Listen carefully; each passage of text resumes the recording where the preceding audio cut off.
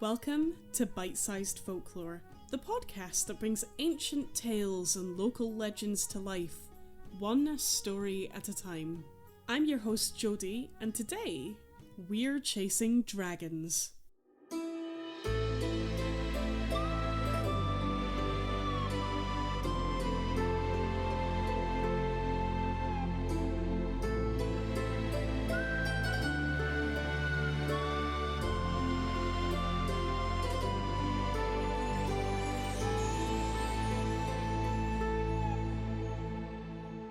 Now, what exactly is a dragon? In folklore, dragons are legendary creatures.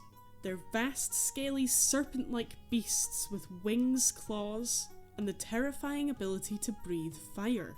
They appear in cultures around the world, from the noble, cloud-swirling dragons of the east to the fire-breathing, treasure-hoarding monsters of the west. In stories, they often represent power, and slaying a dragon, that's not just heroism, it's myth-making. Which brings us to a place where dragons don't just live in stories, they linger in stone and skyline. That place is, probably quite unexpectedly, Dundee, in Scotland.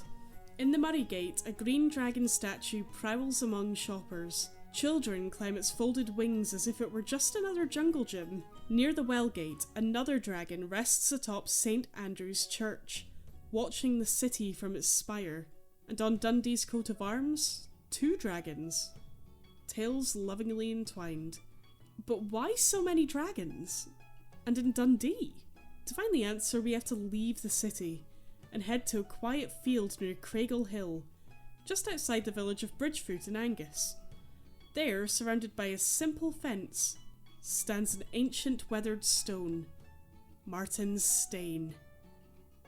It tells the tale of the Dundee dragon. Long ago, in the village of Potemkin, a farmer lived with his 9 daughters. One morning, he sent his eldest to fetch water from the well. She never came back.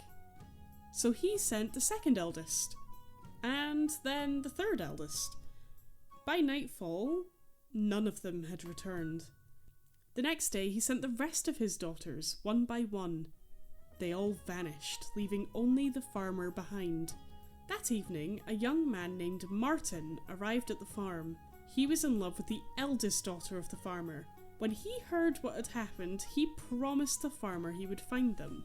Martin searched and searched and searched until he reached the well. Or rather, where the well had been. In its place, a smouldering nest of coal and bone, and within it, curled like a serpent, a dragon. The bodies of the 9 daughters lay strewn around the nest. Grief turned to fury. Martin returned home at once, saddled his horse, and armed himself with a spear. By the time he reached the nest again, the sun was rising, and the dragon was now awake. It lunged at him. Martin rode hard, dodging all of the strikes. He circled it, trying to find a moment to strike, but the beast was relentless. At Baldragon, the villagers joined him. They'd heard the farmer's cries and come to help. Together, they lured the dragon into a nearby body of water. The dragon flailed and thrashed, soaked and slowed. With a roar, it fled. Its final stand came at Strathmartin. There, Martin approached the exhausted beast. He raised his spear, but paused. One wrong throw could doom them all. The villagers cried out, "Strike, Martin!" And he did. The dragon shrieked and collapsed. The people cheered. To remember his daughters and Martin's courage, the farmer had a stone raised on the very field where the dragon fell. Martin's Stane. Its ancient surface still bears the figure of a horseman facing a great beast, and a verse passed down through time. Tempted at Potemkin, draggled at Baldragon, stricken at Strathmartin, and killed at Martin's Stane. So next time you're in Dundee and spot a dragon, whether it be on a spire, in a statue, or curling around a city crest, remember, it's not just art, it's legend.